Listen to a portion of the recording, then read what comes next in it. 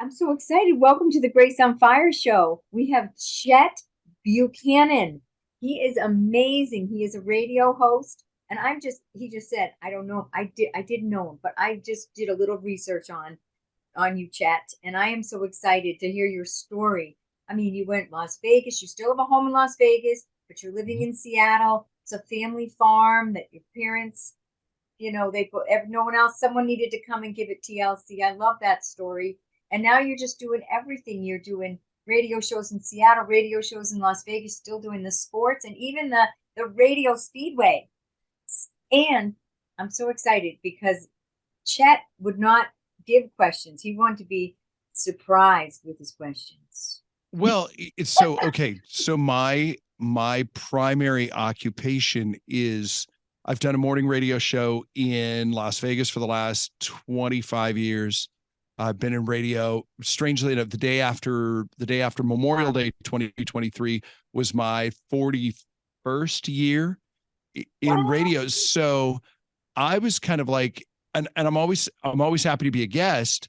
And I wasn't trying to give you a hard time, but you were asking me, give me 3 questions you want me to ask you.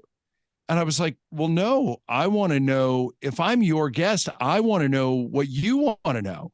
I want to tell you what you want to know. I'm not here to promote anything.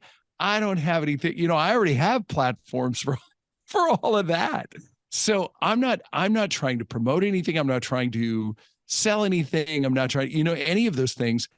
I just thought it was interesting that, like, if you want to talk to me, I'll talk to you about anything you want to talk about. Yeah, and I got that from our conversation we just had. I mean, you are awesome conversationalist. And this is the first part of this Grace on Fire is really to highlight you. It's to highlight you because we want to know a little bit more about you. You're an amazing, extraordinary human being. And so my first question I came up with is what inspired you to be a voice on the radio?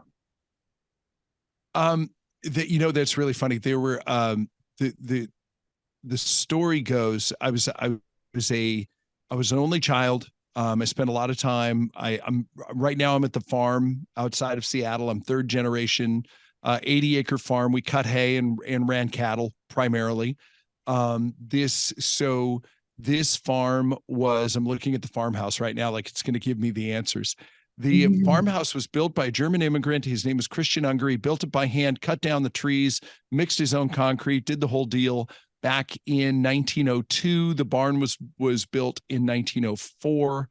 I spent time between here and then my mom's house was about 10 miles that way.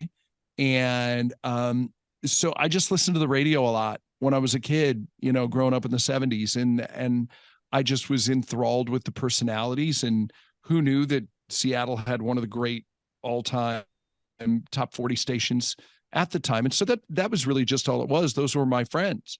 Those were, we lived out in the middle of the sticks, and I spent a lot of time out in the driveway shooting hoops and listening to the radio. And a lot of times when we were around here doing farm stuff, on tractors and whatever ditch needed to be dug or whatever mundane wood stacking task or whatever, I would generally have a radio on, and it made my father crazy. But but it kind of all turned out, and the fact that now it's turned into, like you said, going around the country hosting conventions and doing PA for the Seattle Kraken and doing being the PA voice for NASCAR. And and there's a lot of, in the WNBA deal in Las Vegas where they just won a championship, and being able to go to travel a lot and wherever there's a microphone, there I am, kind of thing.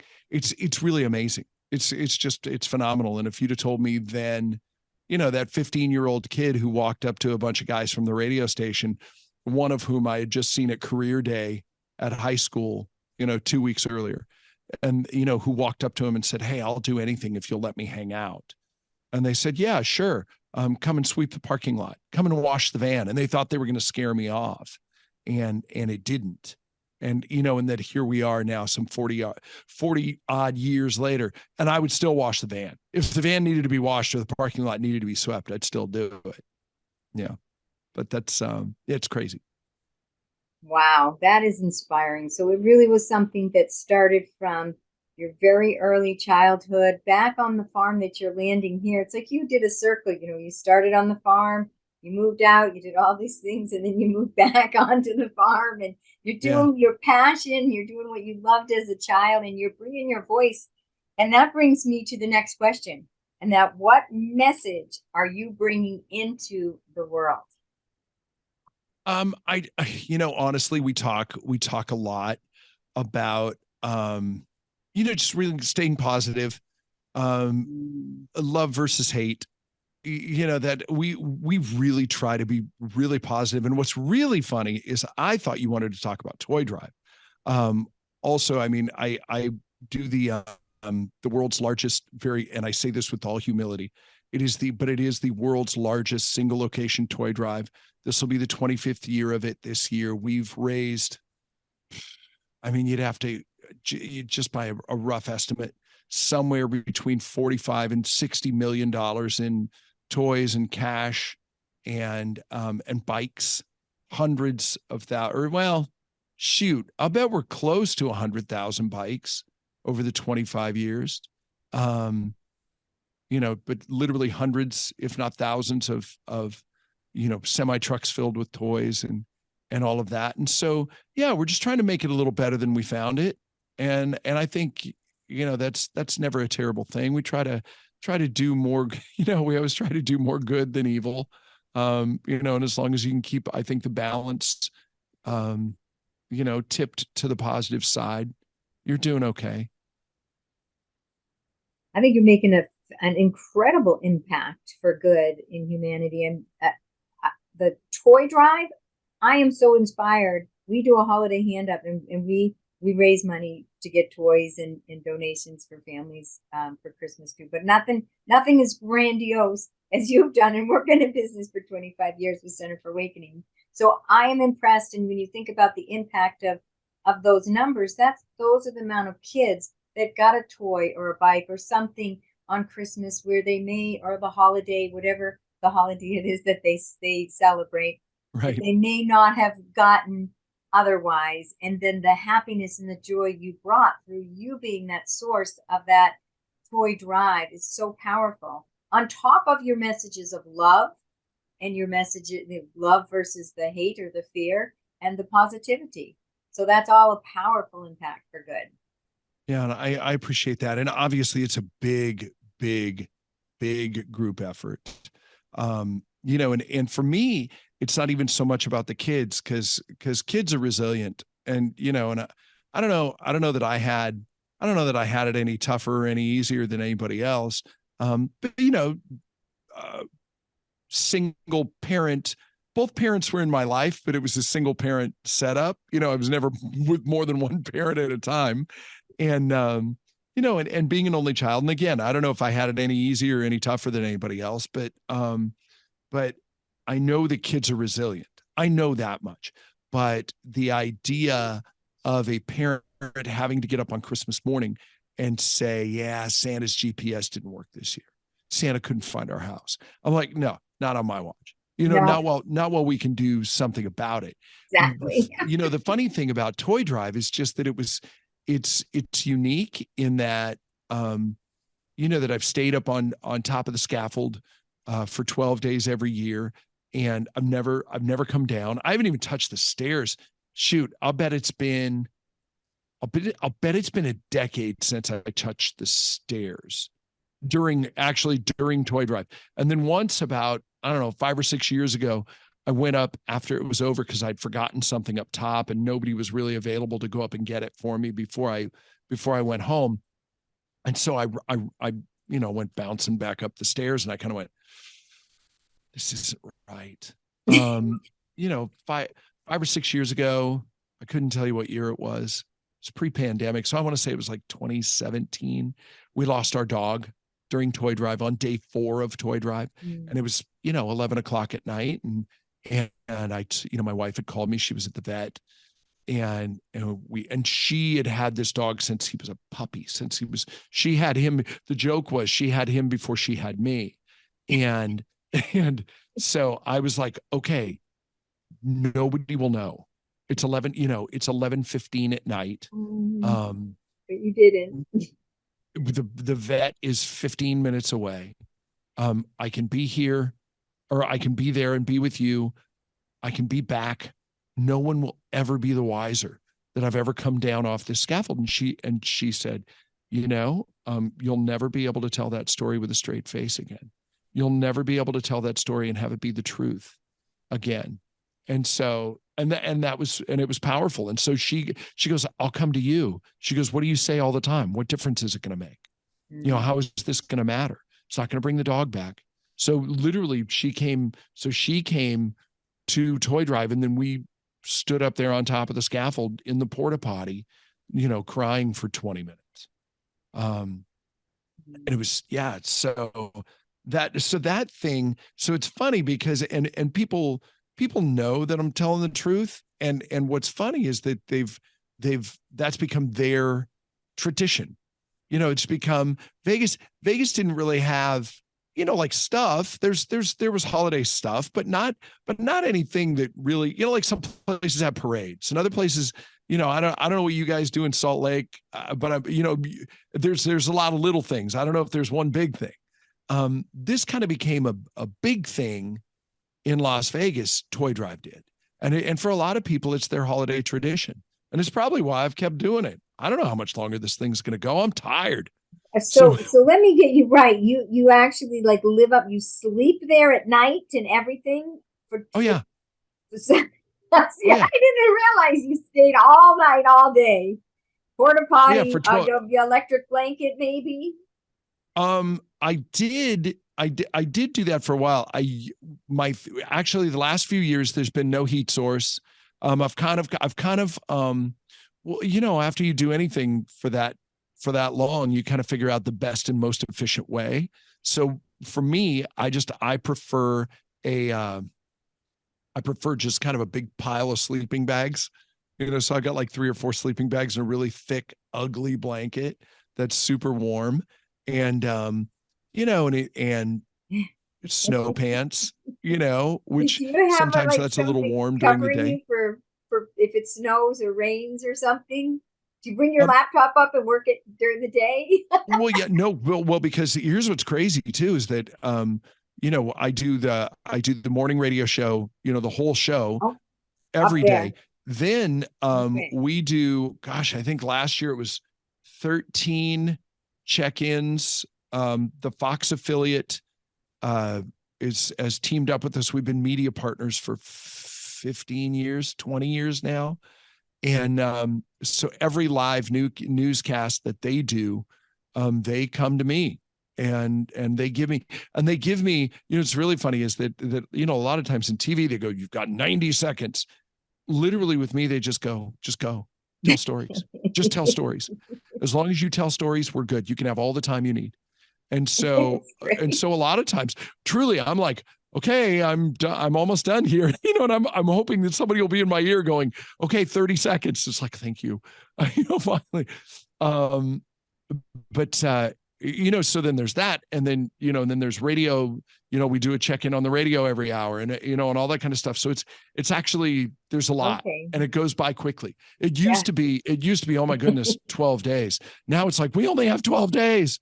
We've got to fill 42 trucks. We've got to try and get, 9,000 bikes. We've got to try and get, another shoot. I don't even know what that number was this year, but it was up towards $1 million. I mean, and that's a lot in a short amount of time. Yeah. I'm inspired. I might talk to you after and help you get some coaching on how you can up our I really thought that's why you wanted to have me on the show. I really thought that's why did you want to have me? I'm here to highlight you. Actually, and I want to get to this third question here, Chet. Okay, this is about you. So what is your greatest gift and how do you love to express it? And maybe even what is the impact on others that you see? The word that came to mind when you said that was enthusiasm. I I don't, I'm the luckiest guy, you know. I get to do a lot of stuff that I really love. And I don't do anything I don't want to do. I don't, that's the one, it's the other, I think that's, it's another pretty good gift. I know a lot of ways to tell you no, where it feels like I, was forced. Um, rarely do I say no. Rarely do I say no because I really, um, I like to do a lot of things, and I'm lucky. And I mean, and honestly, what a blessing that you would even care enough to spend your time. You can do whatever you want. This is your show, and you can do it. You can do with it whatever you'd like. And you decided to talk to me for 45 minutes. And what an incredible gift.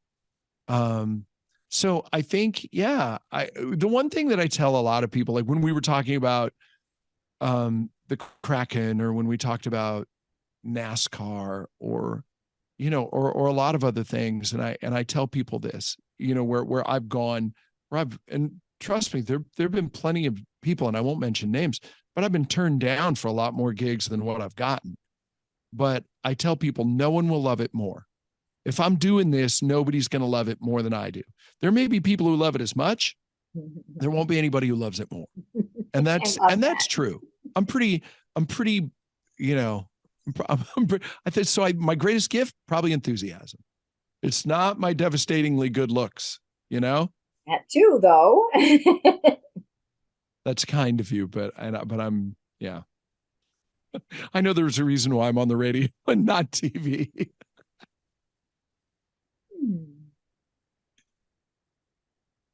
I think you have a plethora of gifts, Chet. I see.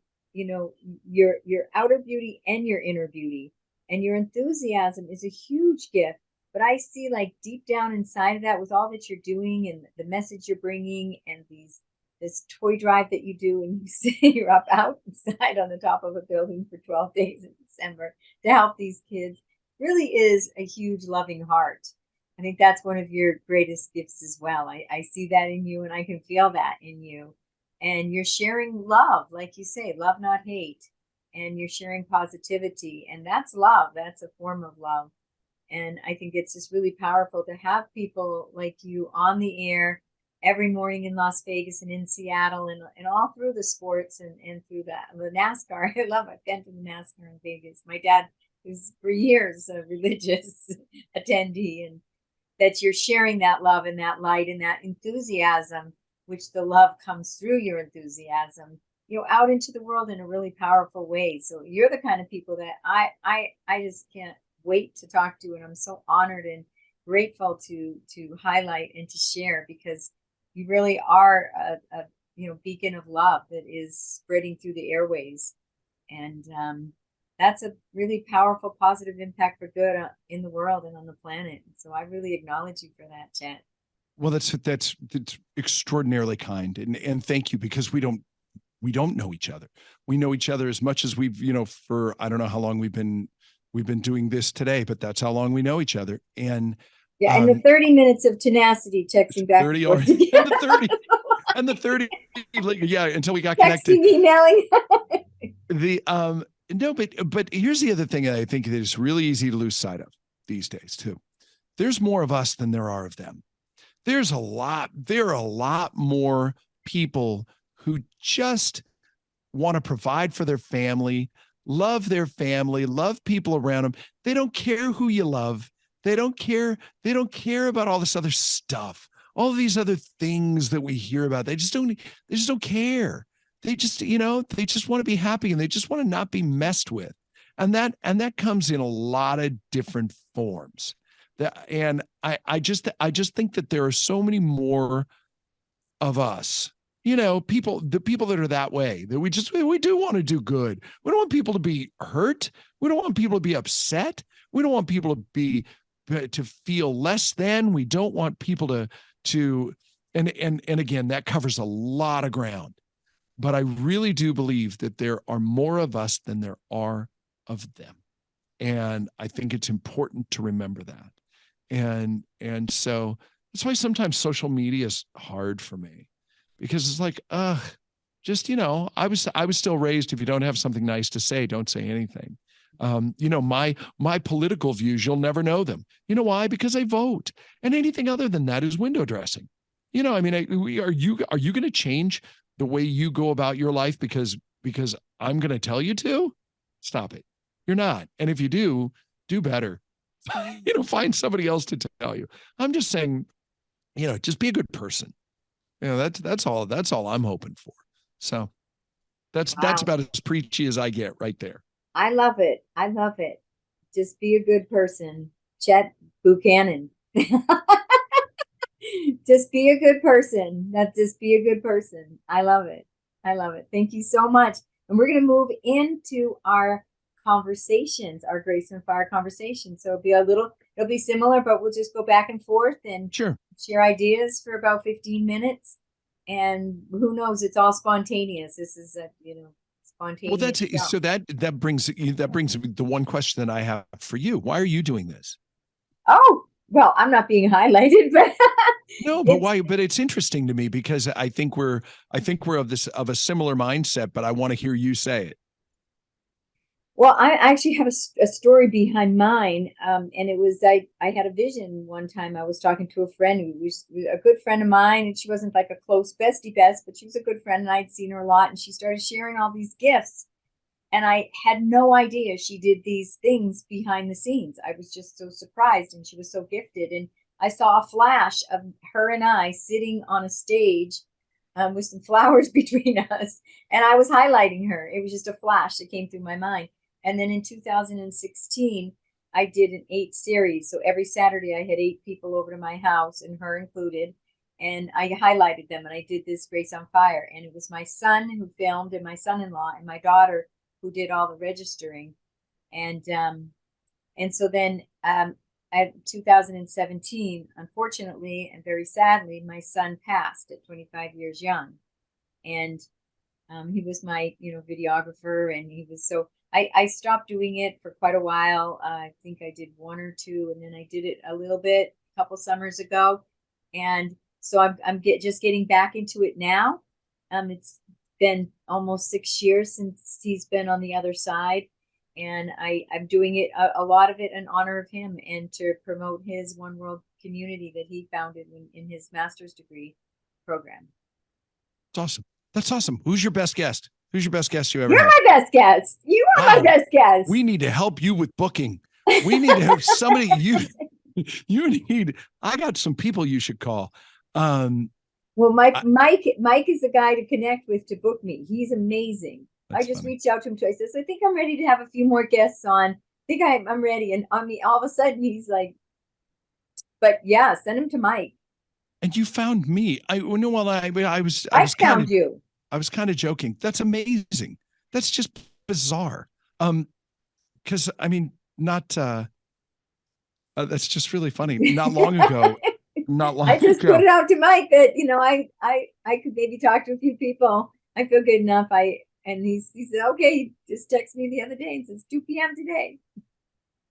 That's okay, so funny. I'll send the link out. Do you okay? Do you want to know mine? Do you want to know 2 of mine? Yeah. I had an amazing time where I got Robin Williams to do a spit take because he thought something I said was funny, which was one of the greatest things ever. Back in February, I spent 45 minutes on stage, not unlike what we're doing, with Kristen Bell, which was phenomenal. Do you do Kristen Bell, the actress? I don't. Oh, you'll look her up. I love this though. No, she's a big star. And then, well, you may not know this name either. Do you know Jada De Laurentiis?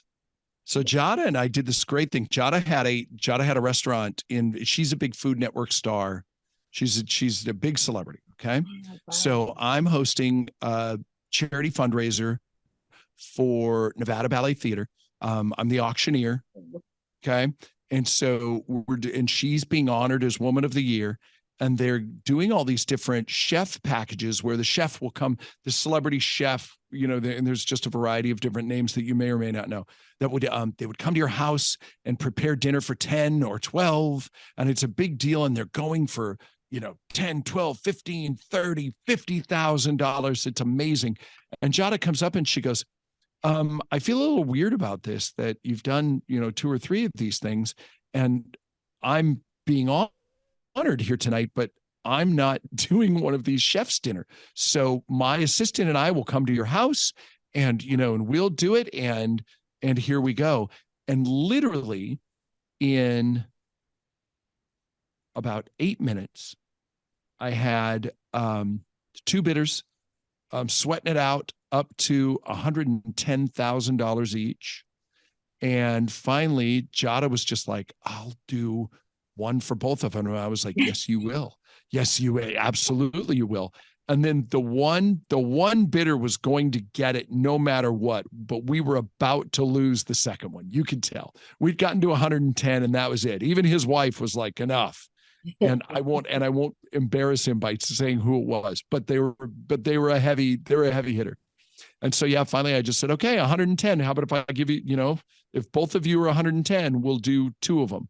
Wow. And they both agreed. And so we made $220,000 like that spontaneously.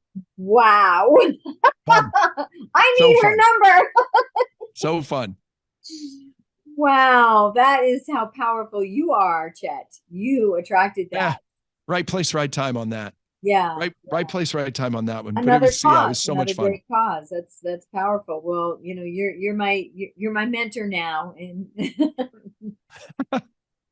well, a lot of people ask about fundraising and charity and things like that. And I don't know.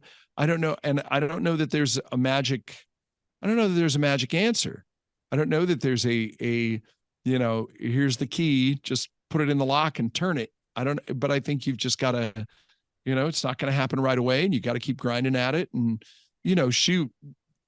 going back to Toy Drive, I remember the first bike that anybody bought, and we weren't even, and I wasn't even sure that we could accept it. They were like, what do we do with this?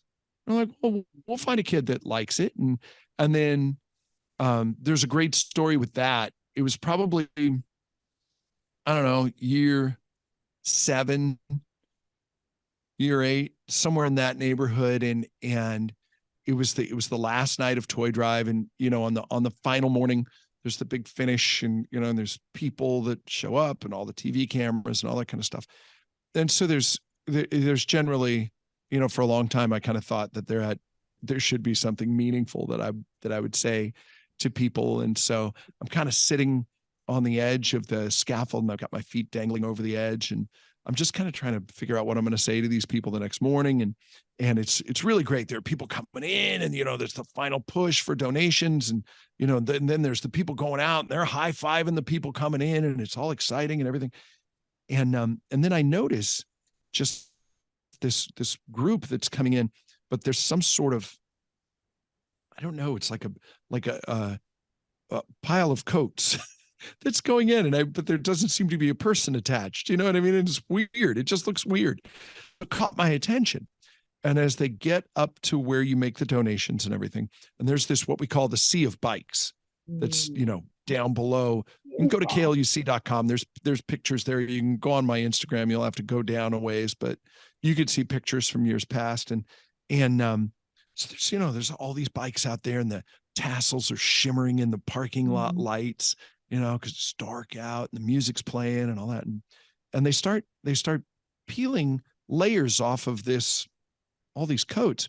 And you realize then that it's a wheelchair, and there's a little girl in the wheelchair, and the dad leans down. So they finally uncover her, and so the dad leans down, and he's pointing, and he's, showing her the bikes, and just her hands and her feet. And this giant smile. Girl's name's Ariana. She's probably 25 now. She lives in Florida.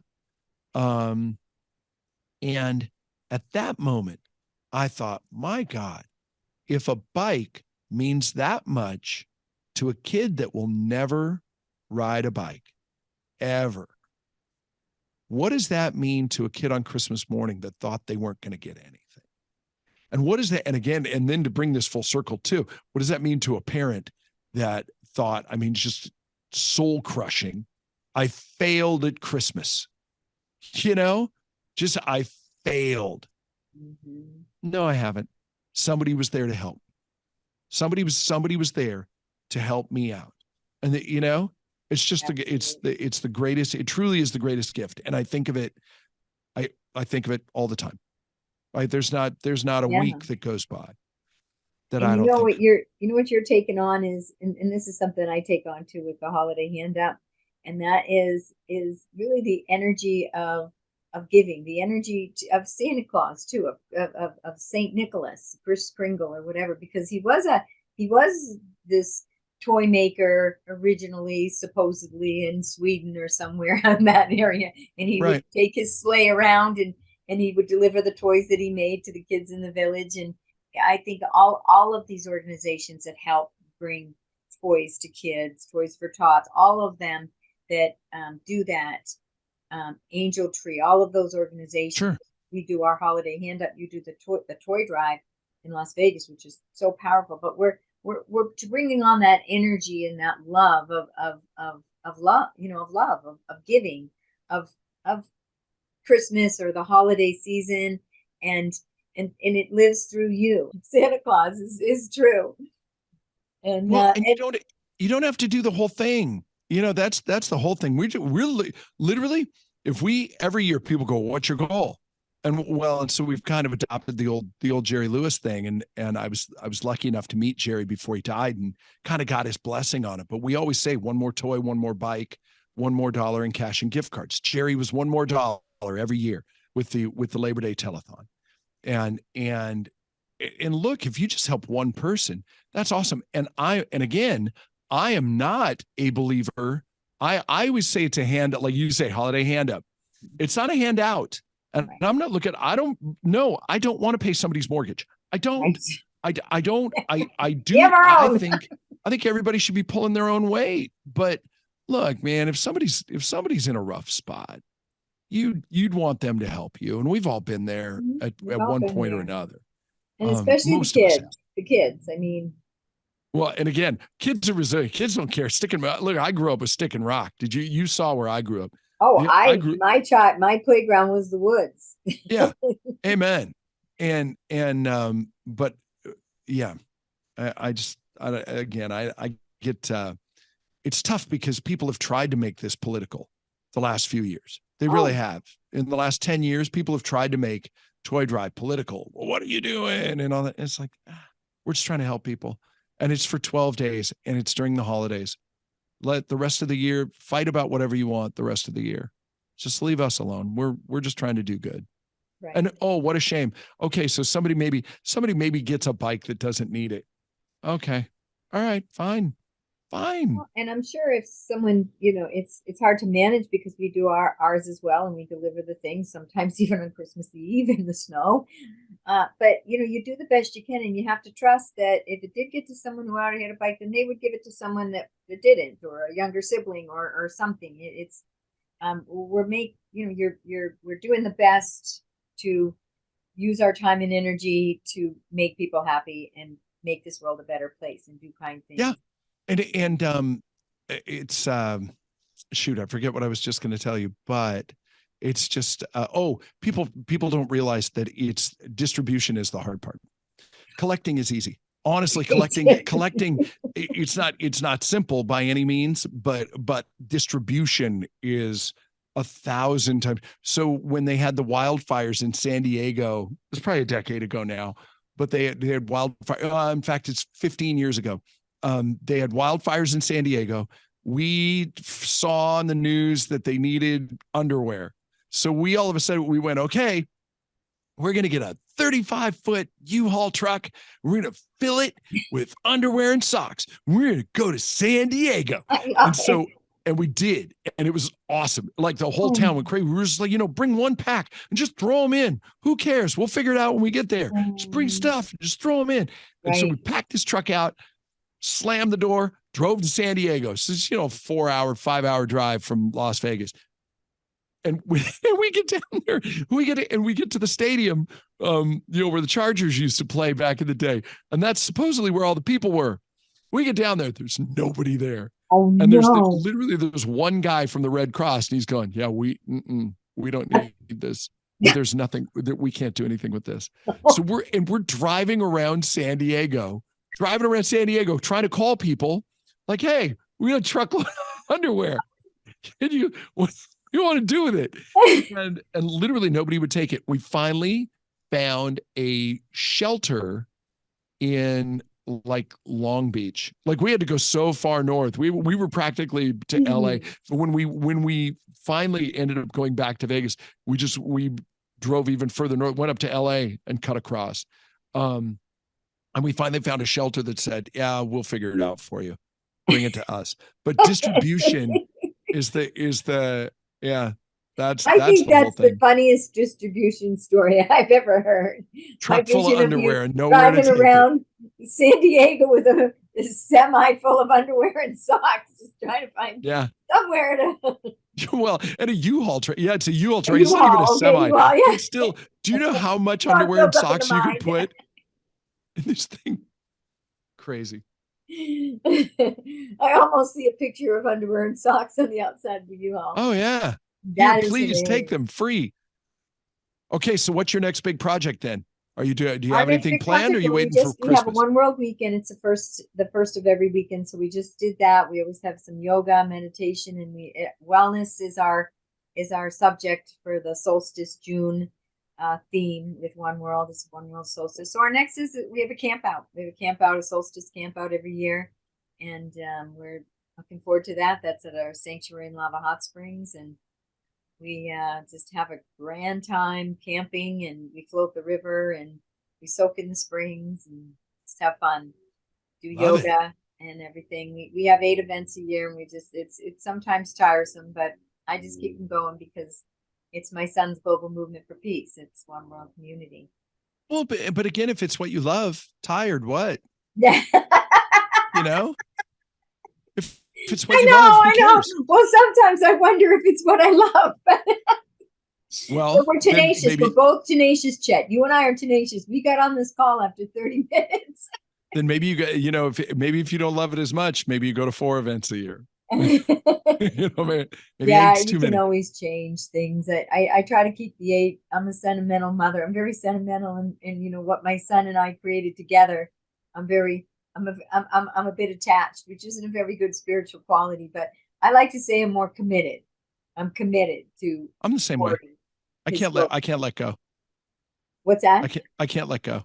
I can't. There's stuff I just can't let go. There's some things that I think it's really empowering to just say I'm committed to it. I'm committed to this. Yes. Don't judge me. I'm committed. It's a good thing. Yeah. Yeah. No, and even after 25 years, there's people to go back to Toy Drive. There's people that to this day that go, no, he doesn't stay up there. It's ridiculous. He doesn't do that. You are committed to that. Yeah.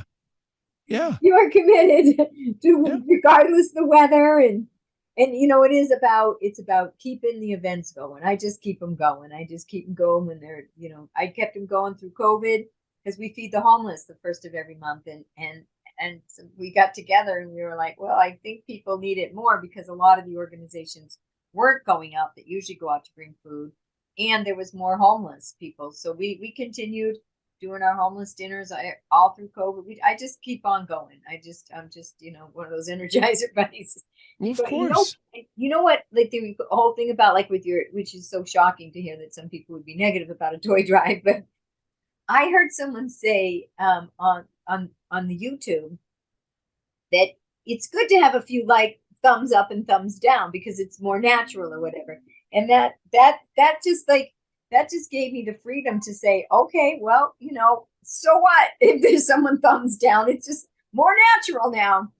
So you got to there's people that'll connect and people that will always be that person that is the thorn in your side or whatever that tries to, but you just brush it off and you just keep going confidently in the direction of your dreams and know that there may be some people that don't agree, and that's okay. And for me at the beginning that would shut me down a little bit, and because I don't like to be criticized or people to not like me, so but now it's sort of like, oh, so what?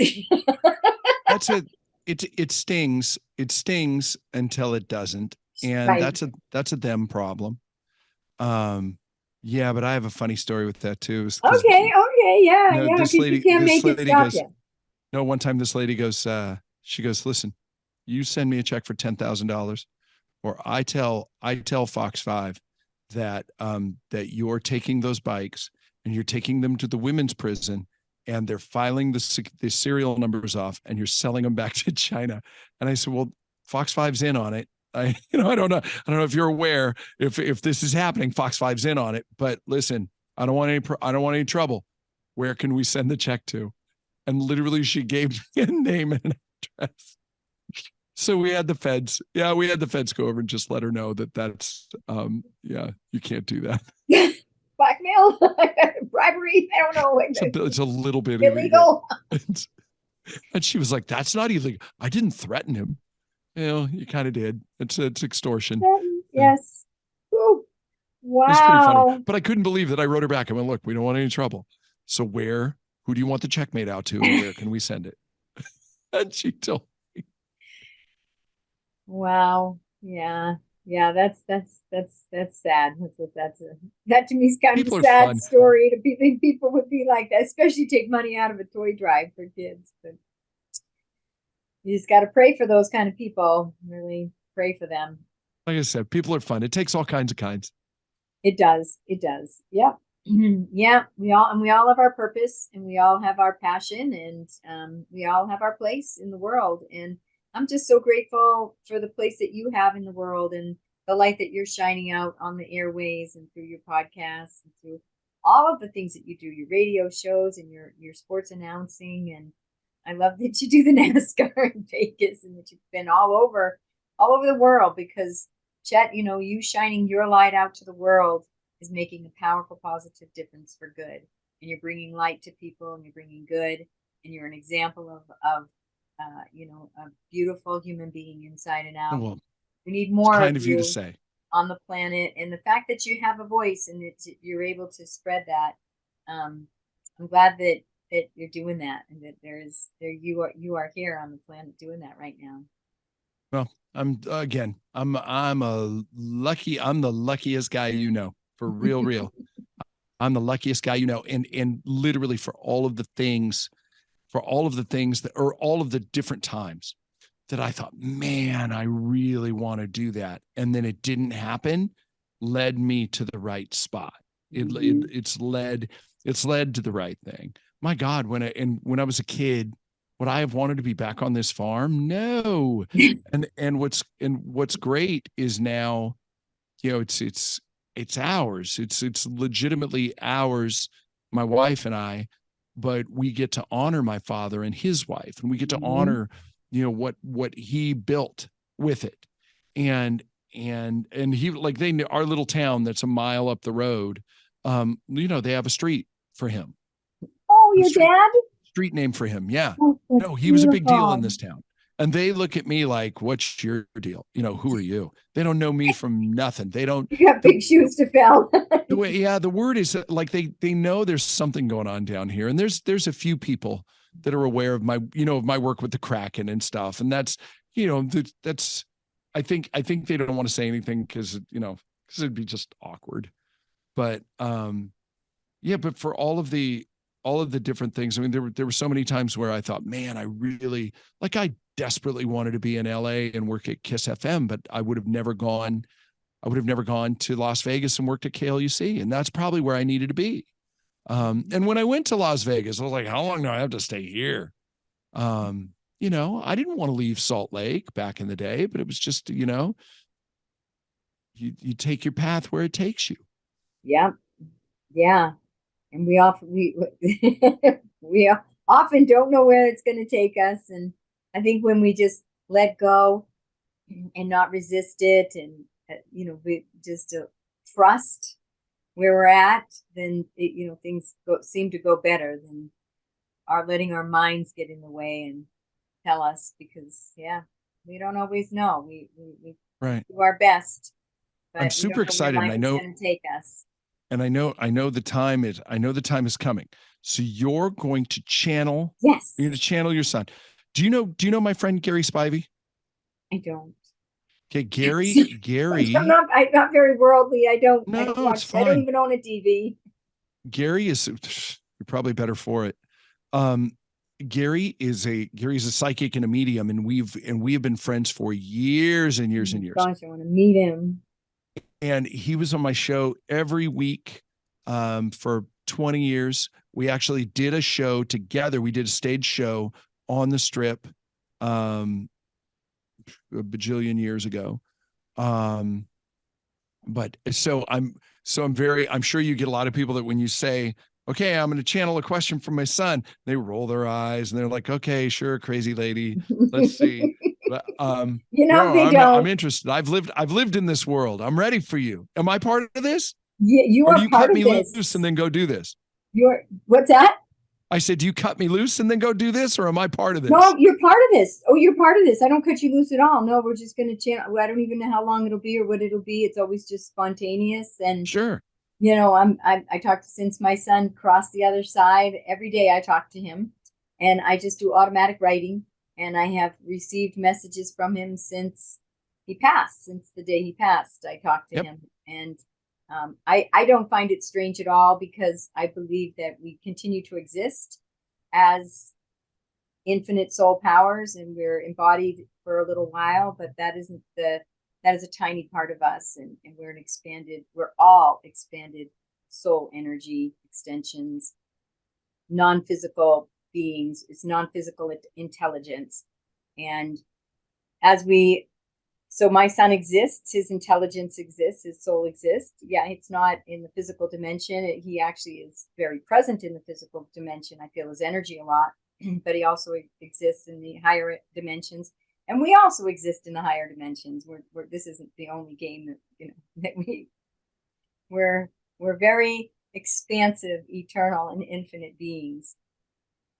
And maybe this is the message that's coming through. And to talk to other people on the other side is not strange at all. It's actually the norm. And when we don't have that connection, that just means we're either not interested or it's not part of our path, um, or it's just not for us, or we don't want to practice those gifts. But everybody can connect to the other side. Everyone can talk to their past loved ones. Everyone can talk to their guides or their angels.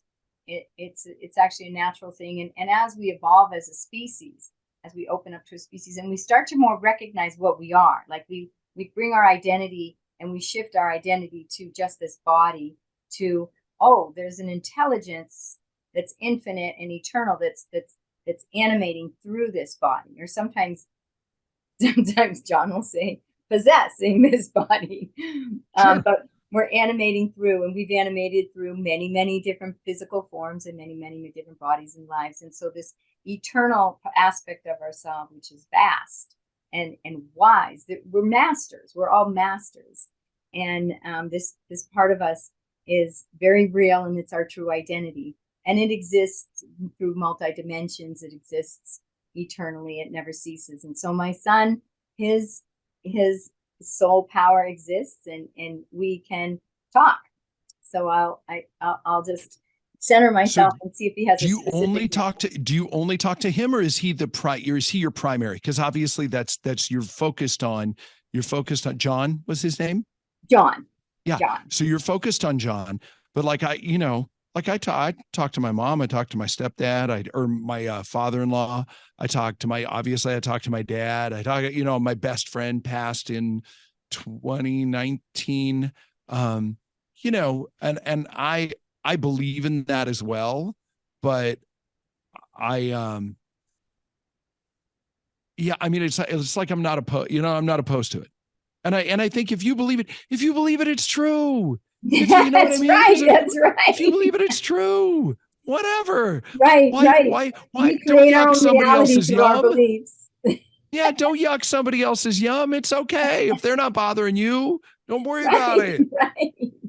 So do you talk to other people too, or you just talk to your son? So it's a really, really good question, Chet. And I have occasionally, my mom passed in 2020. So I've occasionally talked to her and she's a riot. But I think with my son, it was such a devastating loss for me. Just so Sure. devastating. I mean, my consciousness was completely shattered.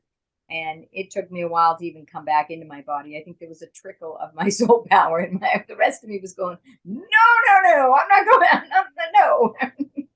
And so Sure. I'm starting to come back. I'm starting to come back into my body, and I've continued his events. I haven't stopped. I mean, I've gotten out of bed every morning and this, that, and the next thing. But I'm healing. I'm in the healing process. I think I'll always be healing. I'll always miss him. But it was so devastating that for me, it's like I have pictures of him around. I talk to him. It's really what helps me to cope, continuing to live as a mother on the planet Earth, and him being transitioned over to a different dimension. So having that connection by talking to him and seeing his picture, I have his picture, you showed me your beautiful, beautiful country estate. If I turn my camera around, you'd see a picture of my son. And so I have pictures of him, and I do a lot of other things, and I have a lot of other interests. But the time that I have in journaling and channeling, I really devote that to my son, and I love talking to him. And so there's a couple reasons. One is just I love talking to him. I want to give him a voice. And the second reason is that if I have time, I'm going to be with my son. And lastly, I really trust my son. So I think when you're channeling beings on the other side, like you say, Dad, would help me with this, or Mom, you connect to these people, like help, I can reach out to him, and I know that he is a pure love. I know he is only love for me. I know that's a very safe, pure love connection to reach out to on the other side. And so I haven't, people have asked me to talk to their past loved ones. I've done it a couple of times, but I just right now, especially, I'm still in a vulnerable state, even though it's been 6 years and I talk to him every day. I'm still in a vulnerable state, and I really want to keep my line of communication, just really strengthen it with him, and keep it really precious and clean. Yeah, and you know what? And to take the side of people who think they're like, you two are nuts. They're like, you two are crazy. This bald guy and this woman who talks to her kid, whatever. It's fine. It's not hurting you. It's fine. Maybe okay. If you're right, then fine. You know what I mean? Like if they're right, and we when we go, we're gone, and that's it. And so fine. But we feel better when we're here. You know what I mean? And so it's not hurting anybody. No, it's not hurting anybody. And, No. I think more people, I believe people are getting messages from their own soul, their higher power, their angels or guides or past lives, way more than they know. When those great ideas out of the blue pop into your mind or whatever, I think that there's a lot of connection that people don't even realize is going on every day. They might not acknowledge it, or they might call it something different, just an insight or a creative idea, or but there's John tells me a lot. He's like, what veil? There's no veil. There's Right. not a veil. There's no Yeah. separation. Now, if John's telling you to, hey, go kill that guy, don't, Yeah. that's no, that would be different. That would be very, entirely very, very different. different. Right. But this is just again, to clarify, all right, so let's do it. I'm And ready. he What are we never doing? tells me. It's really powerful because John's channeling is always empowering. And I wouldn't, I'm a very strong-willed woman. So even if my son on the other side told me to do something that didn't feel right in my heart, didn't feel aligned with my integrity and my truth, I wouldn't do it. And I'm not, and he never has told me to do anything, except for sometimes he says you need to take a break. Sure. But he doesn't dominate through channeling. It's mostly just inspiration. Sure. He inspires me. He has, through his channeling and through just simply automatic writing, asking him to share, he has helped me dig myself out of my hole of grief and dread and sadness. And low vibration. So he's helped bring me up into to wrap back into happiness. And I'm great. So I'm very grateful. And so I share his channelings publicly all the time. I mean, we just had our one more week, and I shared a message, and I share them on my blog, and I share them all the time because I'm really here to promote my son. I really am. Excellent. So I'm ready. Okay, so I'll just get centered and see what he has to say. Okay.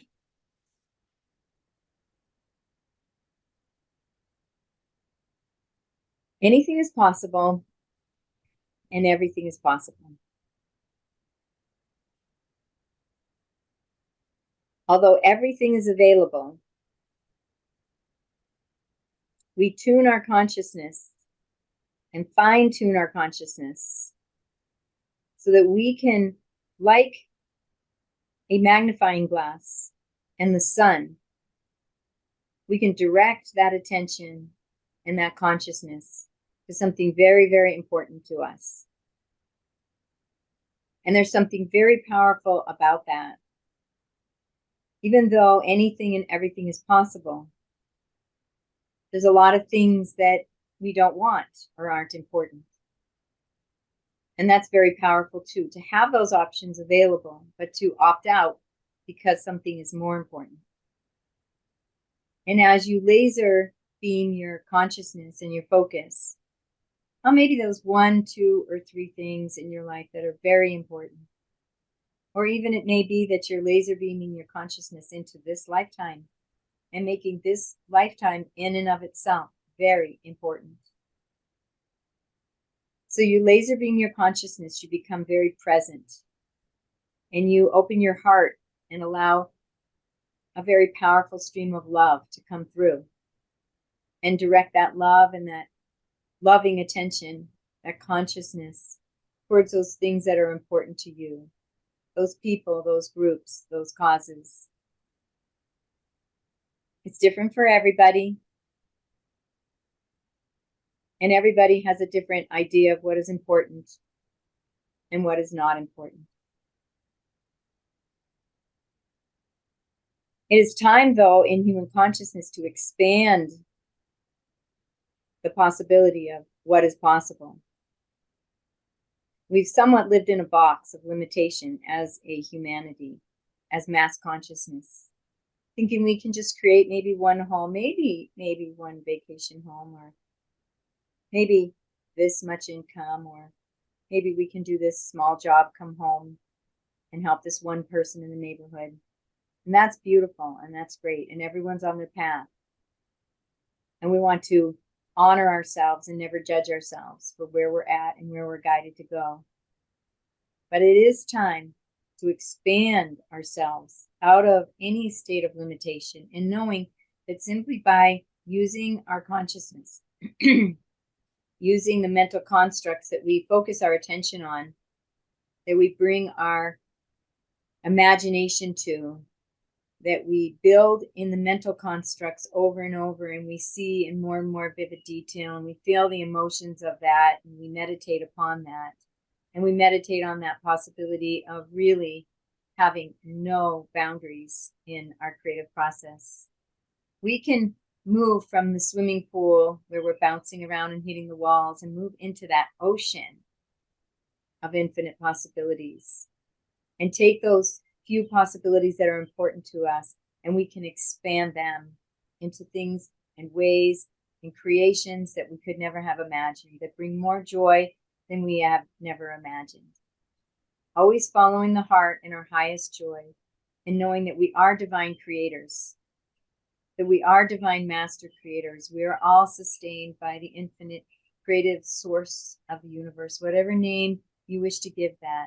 We are in that likeness as pure light and as pure love, animating through this human equipment, which is very challenging, especially with the sometimes traumatic backgrounds that we are allowed to experience, that we have called to ourselves for our growth and our healing, for our expansion of our soul. And the greatest thing that we can do is share that love and focus our loving heart, our loving energy in the ways that we can do it. And it may just be smiling at a flower or smiling at a child. It may be paying for the person in front of you's cup of coffee. It may be a toy drive in Las Vegas for 12 days out in the cold, bringing love, and cheer and happiness to so many children. There's so many ways to bring love and light into the earth. They're unlimited.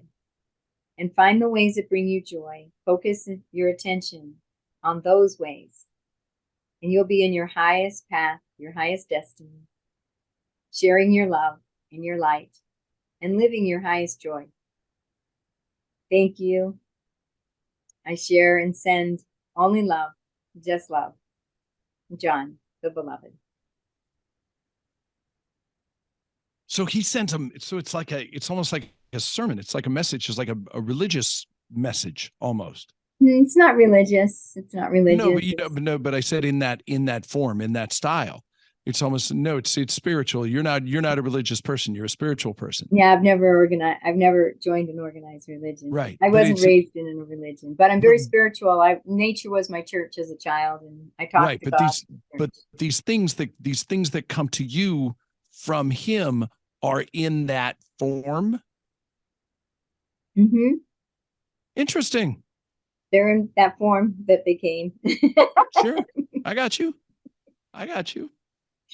Chet, you are awesome. I am so happy we had this time together. I'm just so happy to know you, and I want to continue the relationship. And you're my mentor now in fundraising. It's very kind of you. Thank you again for having me, and best of luck with all your events and everything moving forward. And best of luck to you. Best of luck to you with all you do. And I'm going to be listening to some of your shows now because I'm so inspired. And I am just really inspired by you in your life. Thank you, Chet. Well, thank you. Thanks for having me. Thank you.